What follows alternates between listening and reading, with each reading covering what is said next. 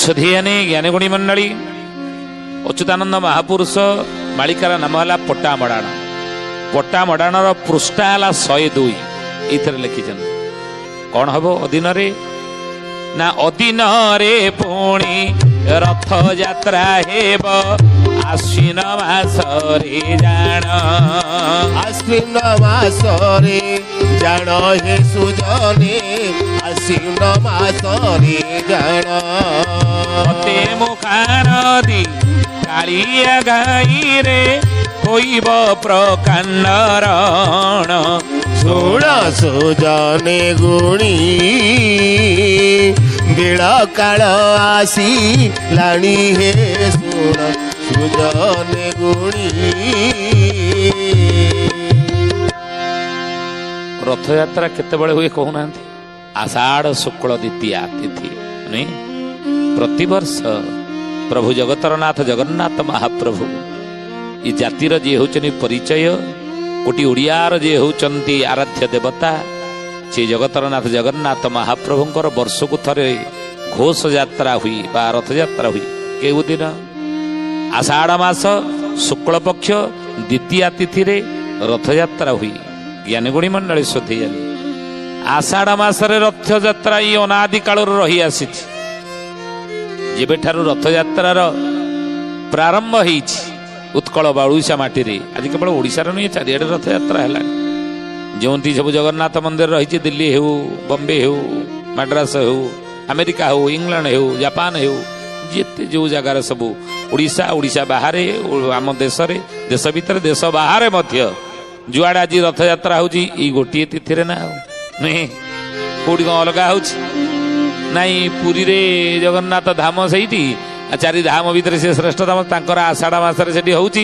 ଆମେ ଶ୍ରାବଣ ମାସରେ ଇଂଲଣ୍ଡରେ ଆମେ କରିବା। ଆମର ଏଠି ଜଗନ୍ନାଥ ମନ୍ଦିର ଅଛି, ଆମେ ଆମର ଶ୍ରାବଣ ମାସରେ କରିବା। ଆମେରିକାରେ ଯେଉଁମାନେ ନନ୍ ଓଡ଼ିଆ ମାନେ ଅଛନ୍ତି ବା ପ୍ରବାସୀ ଭାରତୀୟ ମାନେ ଅଛନ୍ତି, ଆଉ ସେମାନେ କ'ଣ କହୁଛନ୍ତି? ନାଇଁ, ଓଡ଼ିଶାରେ ପୁରୀରେ ହେଇଛି ଆଷାଢ଼ ମାସରେ, ଆମେ ବୈଶାଖ ମାସରେ ଏଠି ରଥଯାତ୍ରା କରିବା ଆମ ସୁବିଧା ଅନୁସାରେ। ସେମିତି କ'ଣ ହେଇଛି ନା? ବିଧି ବିଧି ଏବଂ ତା ପାଇଁ ବିଧାନ ରହିଛି। ଯାହା ବିଧି ଅଛି, ଯାହା ନିୟମ ଅଛି, ତା ପାଇଁ ବିଧାନ ପୁଣି ରହିଛି, ନିୟମ ରହିଛି। କେତେବେଳେ ହେବା ଦରକାର, କେତେବେଳେ, ସେଇ ସମୟରେ ସବୁଆଡ଼େ ହେଉଛି। ଆମ ଓଡ଼ିଶାରେ ରଥଯାତ୍ରା ଆଷାଢ଼ ଶୁକ୍ଳ ଦ୍ୱିତୀୟା, ତ ସାରା ପୃଥିବୀରେ ଯେଉଁଠି ଯେଉଁଠି ରଥଯାତ୍ରା ହେବ ସେଇ ଆଷାଢ଼ ଶୁକ୍ଳ ଦ୍ୱିତୀୟାରେ ହିଁ ହେବ। ଆଷାଢ଼ ଅନ୍ୟ ଦିନ ହେବନି। ନାଇଁ, ଯେବେଠାରୁ ରଥଯାତ୍ରାର ଆରମ୍ଭ ହେଇଛି ସେବେଠାରୁ ହେଇ ଆସୁଛି ଏଇ ସମୟରେ, ଏଇ ତିଥିରେ। କିନ୍ତୁ ହେ ସୁଧିଆନି ଜ୍ଞାନୀ ଗୁଣୀ ମଣ୍ଡଳୀ, ଆଜିର ମାଳିକା ବଚନରେ ଆମେ ଆଲୋଚନା କଲେ ଅଦିନରେ ରଥଯାତ୍ରା ଦିନେ ହେବ। କେତେବେଳେ? ଏ କଥା ମାଳିକାରେ ଲେଖା ଅଛି, ଗୀତାରେ ଲେଖା ହେଇନି, ଭାଗବତରେ ଲେଖା ହେଇନି, ମହାଭାରତରେ ଲେଖା ହେଇନି, ଅନ୍ୟ କୌଣସି ପୁରାଣ ଲେଖା ହେଇନି। ଲେଖା ହେଇଛି କୋଉ ଶାସ୍ତ୍ରରେ? ମାଳିକା ଶାସ୍ତ୍ରରେ। ଲେଖିଛନ୍ତି କି ଅଚ୍ୟୁତାନନ୍ଦ ମହାପୁରୁଷ। କୋଉ ମାଳିକା? ଚକଡ଼ା ମଡ଼ାଣ ପୃଷ୍ଠା 102ରେ। କେବେ ହେବ ନା ଅଦିନରେ ପୁଣି ରଥଯାତ୍ରା ହେବ ଆଶ୍ୱିନ ମାସରେ ଜାଣ। ଲେଖିକି ରଖନ୍ତୁ, ଲେଖିକି ରଖୁନାହାନ୍ତି। ଆଶ୍ୱିନ ମାସରେ ରଥଯାତ୍ରା ଦିନେ ଦେଖିବେ ହବ। ଆଉ ଫତେମୁଖା ନଦୀ କାଳିଆ ଘାଇରେ ହୋଇବ ପ୍ରକାଣ୍ଡରଣ। ଯେତେବେଳେ କି ଫତେମୁଖା ଘାଇ, କାଳିଆ ଘାଇ, କାଳିଆ ବୋଦା କଟକ, ସେଠି ପ୍ରକାଣ୍ଡ ରଣ କଲେ ଯୁଦ୍ଧ ସେତେବେଳେ ଲାଗିଥିବ, ବୁଝିଲେ? ହିନ୍ଦୁ ମୁସଲମାନ ଭିତରେ ଯୁଦ୍ଧ। ଆଉ ସେ ସମୟରେ ଅଚ୍ୟୁତ କହିଲେ 22 ପାବଛ ଦେହୁ ଲହୁ ବହୁଥିବ, 12 ବାଟି କିଲ୍ଲା ପରେ ଘୋର ଯୁଦ୍ଧ ହେବ, ଘୋର ଯୁଦ୍ଧ ହେବ ବାବୁ, ଘୋର ଯୁଦ୍ଧ ହେବ, ଘୋର ଯୁଦ୍ଧ ହେବ ବାବୁ, ଘୋର ଯୁଦ୍ଧ ହେବ। ଯେତେବେଳେ ଅଦିନରେ ଆଶ୍ୱିନ ମାସରେ ରଥଯାତ୍ରା ହେବ, ଆପଣ ଦେଖିବେ ସେତେବେଳେ ଅଚ୍ୟୁତ କହୁଛନ୍ତି ନାମରେ 22 ପାବଛ ଦେହୁ ଲହୁ ବହୁଥିବ। 22 ପାବଛ ଦେହୁ, ଲହୁ କହିଲେ ରକ୍ତ, 22 ପାବଛ ଦେହୁ ରକ୍ତର ସୁଅ ଛୁଟିବ, ବୁଝିଲେ? ମହାପୁରୁଷ ଲେଖିଛନ୍ତି, ଆମେ କହୁନା। ଆଉ 12 ବାଟି କିଲ୍ଲା ପରେ ଘୋର ଯୁଦ୍ଧ ହେବ। 12 ବାଟି କିଲ୍ଲା କଟକ, 12 ବାଟି କିଲ୍ଲା, ସେ କିଲ୍ଲା ଥିଲା ନୁହେଁ। ଆଉ ସେଇଠି ଘୋର ଯୁଦ୍ଧ ମଧ୍ୟ ଲାଗିବ। ସେତେବେଳେ बोले दुष्टंक मुखे चुंबन देउअछि कली तीन दिन बाकी अछि बाछि नेब काली बाछि नेब काली बाबू बाछि नेब काली बाछि नेब काली बाबू बाछि नेब काली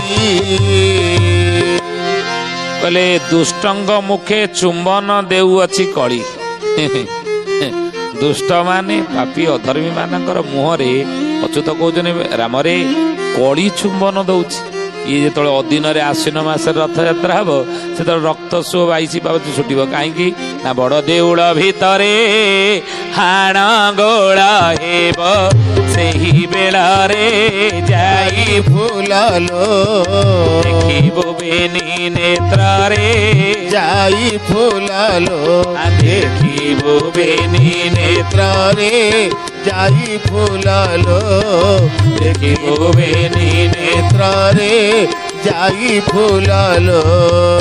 बोलिए महापुरुष अच्युतानंद जी की जय।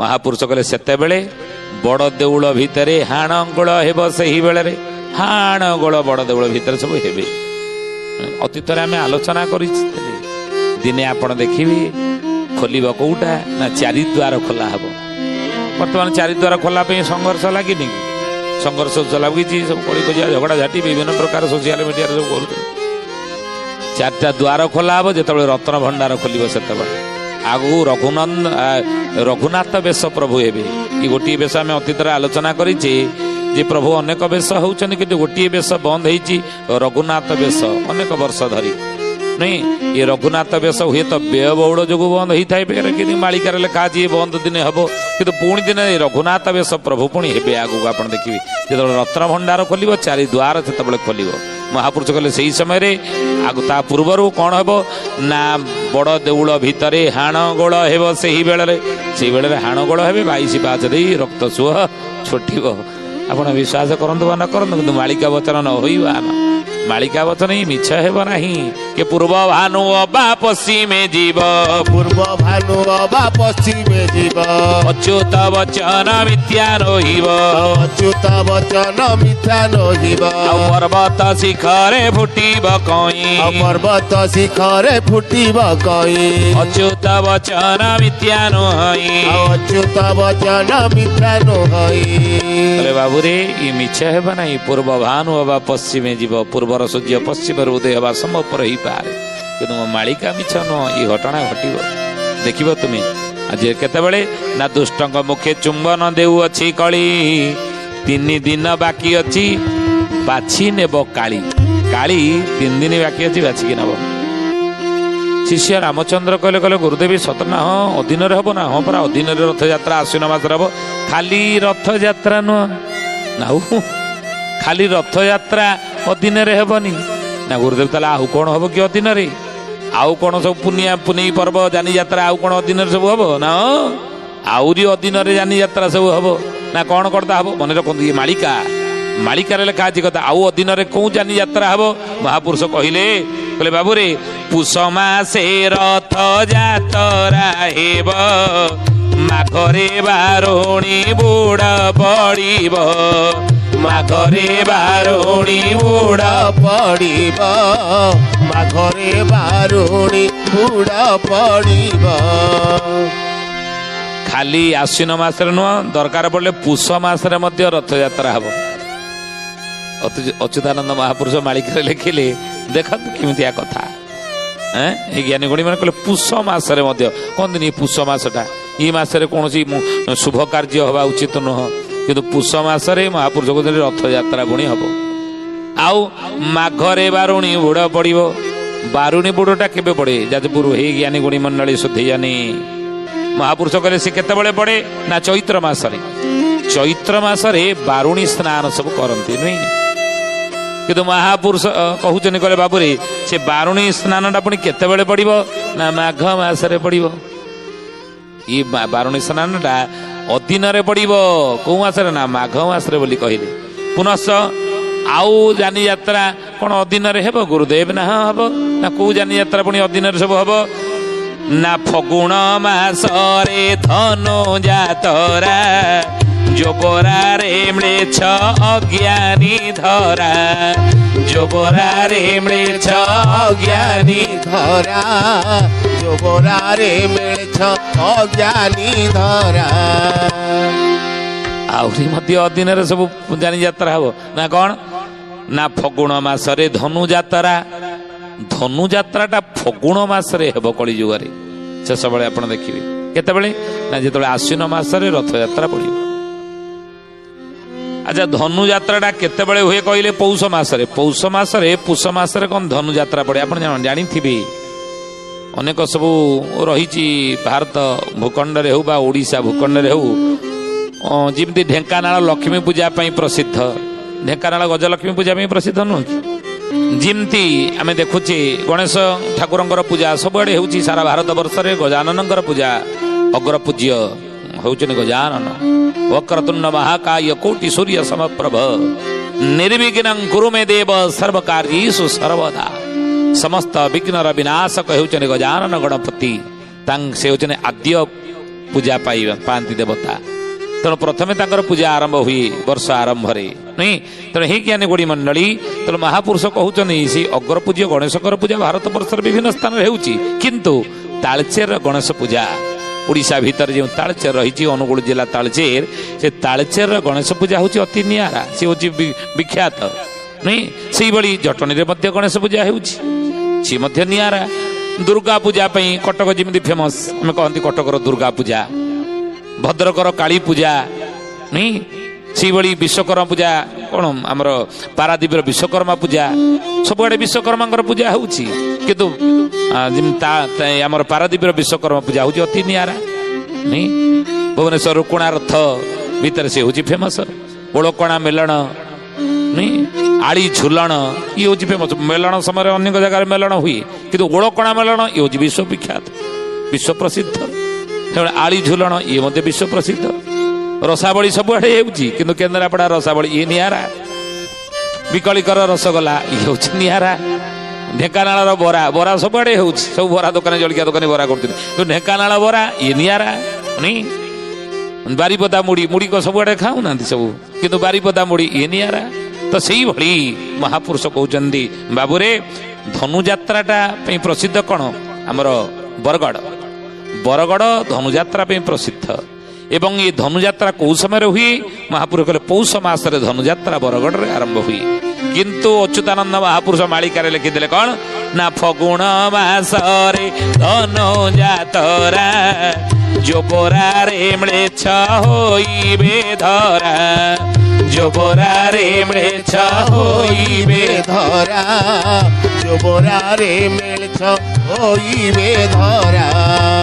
बोलिए महापुरुष अच्युतानंद जी की कहले बाबूरे फगुण मासरे धनुयात्रा पौष मासरे हुई नहीं किंतु फगुण मासरे धनुयात्रा हब अधीन रे पुणी हब सबु अधीन रे देखिए तिथि अतिथि रे हब अतिथि ठीक तिथि रे ठीक दिन से हब नहीं ठीक मासरे ठीक पर्वपराणी हब नहीं अतिथि रे सबु हब लेखिकी रखंदी कथा नहले तो आपण कहिबे ना मालिका वचन न होइबान खाली सेतिक नुई आउरी महापुरुष अच्युत लिखिले कहले बाबूरे बैसाखे कोहड़ी आसीब माड़ी ज्येष्ठरे मानव घर जे छाड़ी ज्येष्ठरे मानव घर जे छाड़ी ज्येष्ठरे मानव घर जे छाड़ी।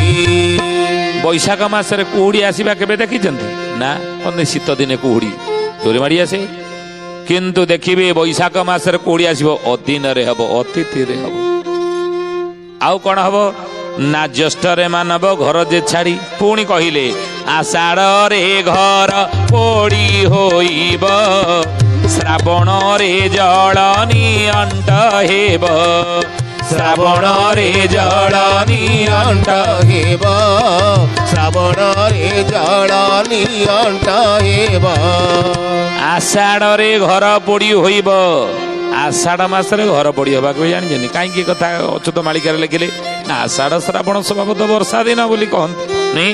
ଗ୍ରୀଷ୍ମ ବୈଶାଖ ଜ୍ୟେଷ୍ଠ ମାସ ପ୍ରଚଣ୍ଡ ରୌଦ୍ର ପରକାଶ ବର୍ଷାରେ ଆଷାଢ଼ ଶ୍ରାବଣ ମେଘ ବରସେ ଘନ ଘନ ଭାଦ୍ର ଆଶ୍ୱିନ କାର୍ତ୍ତିକରେ ମୃଦୁମଳୟ ଗଗନରେ କହନ୍ତି ଏସବୁ କଥା। ନିର୍ମଳ ଶୋଭା ଜଗତରେ ନିର୍ମଳ ଶୋଭା ଜଗତ। ତେଣୁ ମହାପୁରୁଷ କହିଲେ କହିଲେ ବାବୁରେ ଯେ ଆଷାଢ଼ ଶ୍ରାବଣ ମାସ ବର୍ଷା ଦିନ ସ୍ୱଭାବତଃ ବର୍ଷା ଲାଗି ରହି, କିନ୍ତୁ ସେତେବେଳେ ଯଦି ଘର ପୋଡ଼ି ହବ ଇ ଅଦିନରେ ହେଲାନି କି ଅତିଥିରେ ହେଲା। ମହାପୁରୁଷ କହିଲେ ଖାଲି ସେତିକି ନୁହେଁ, କହିଲେ ଆଶ୍ୱିନରେ ବଛା ମୁଣ୍ଡା ମେଳି ଭାଦ୍ରବ ମାସର ଶେଷେ ଲହରୀ ଭାଦ୍ରବ ମାସର ଶେଷେ ଲହରୀ ଭାଦ୍ରବ ମାସର ଶେଷେ ଲହଡ଼ି। କହିଲେ ଅଦିନରେ ସବୁ ମହାପୁରୁଷ କହିଲେ ଆଷାଢ଼ ମାସରେ ଘର ପୋଡ଼ି ତୁମେ ଦେଖିବ। ସେଇ କଥାକୁ ମହାପୁରୁଷ ଅଚ୍ୟୁତାନନ୍ଦ ମାଳିକାରେ ମଧ୍ୟ ଆଲୋଚନା କରି ଦଶପଟଳ ମାଳିକା, ମାଳିକାର ନାମ ହେଲା ଦଶପଟଳ ମାଳିକା। ଏ ଦଶପଟଳ ମାଳିକାରେ ଅଚ୍ୟୁତାନନ୍ଦ କଣ କହିଲେ? ଆଷାଢ଼ ମାସେ ପଡୁଥିବ ଶସ୍ୟ ଶ୍ରାବଣୀ ନନ୍ଦିବନୀର ଶସ୍ୟ ଶ୍ରାବଣୀ ନନ୍ଦିବଦୀନ ଶସ୍ୟ ଶ୍ରାବଣୀ ନନ୍ଦିବଦୀନ।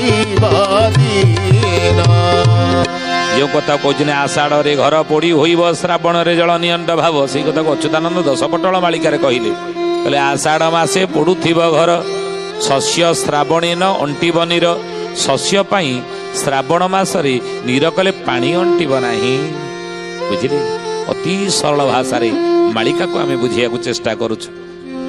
କହିଲେ ଶସ୍ୟ ଶ୍ରାବଣୀ ନ ଅଣ୍ଟିବନୀର। ଆଉ ଏତେବେଳେ ନିରଖ ହେବେ ଦେବେ ଚାଷୀ ଓଳା ନିଶ୍ଚୟ ଜାଣିବ ଆସିଲା ବେଳ ନିଶ୍ଚୟ ଜାଣିବ ଆସିଲା ବେଳ ନିଶ୍ଚୟ ଜାଣିବ ଆସିଲା ବେଳ। ନିରେଖ ହେବେ ଯେବେ ଚାଷୀ କୂଳ ନିଶ୍ଚୟ ଜାଣିବ ଆସିଲା ବେଳ। ଯେତେବେଳେ ଚାଷୀ କୂଳ ମାନେ ନିରେଖ ହେବେ ବର୍ଷା ଅଭାବରୁ ଜାଣିବ ଯେ ବେଳ କାଳ ଆସିଗଲା ବୋଲି।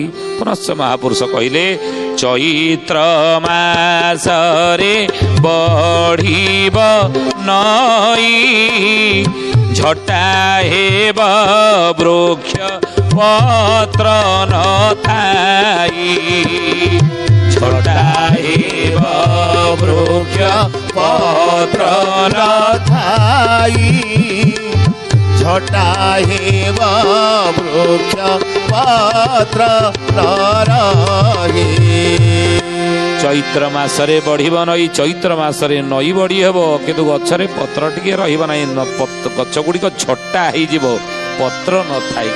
ଏଭଳି କଥା ମାଳିକାରେ ଲେଖିଲେ। ସେତେବେଳେ କାତର ହୋଇବେ ଭକତ ଗଣ ବ୍ରହ୍ମ ଏକାକ୍ଷର ମନ୍ତ୍ର ବସାଣ ବ୍ରହ୍ମ ଏକାକ୍ଷର ମନ୍ତ୍ର ବସାଣ ବ୍ରହ୍ମ ଏକାକ୍ଷର ମନ୍ତ୍ର ବସାଣ। କାତର ହୋଇବେ ଭକତ ଗଣ। ଏଇ ଘଟଣା ଗୁଡ଼ିକ ଦେଖି ଭକ୍ତମାନେ କାତର ହେଇଯିବେ। ଅଦିନରେ ଅତିଥିରେ ସବୁ ହେଉଛି। ଅତିଥିରେ ରଥଯାତ୍ରା ହେଲା, ଅତିଥିରେ ଧନୁଯାତ୍ରା ହେଉଛି, ଅତିଥିରେ ଫଗୁ ଦୋଳ ମେଲଣ ମଧ୍ୟ ହେଉଛି। ଅତିଥିରେ ସବୁ ଘଟଣା ଗୁଡ଼ିକ ଘଟୁଛି। ସେତେବେଳେ ମହାପୁରୁଷ ଭକ୍ତମାନେ କାତର ହେଇଯିବେ ଏଗୁଡ଼ିକୁ ଦେଖି। କି ଆଶ୍ଚର୍ଯ୍ୟ ଘଟଣା! କଣ ଏଇ ଘଟଣା ଘଟିବାକୁ ଯାଉଛି? ଆଉ ଲକ୍ଷେ ଛୋଲି ସେହି ଦିନ ଫିଟିବା ହାଡ଼ିଆ କମାର ପରଶୁଥିବ ହାଡ଼ିଆ କମାର ପରଶୁଥିବ ହାଡ଼ିଆ କମାର ପରଶୁଥିବ।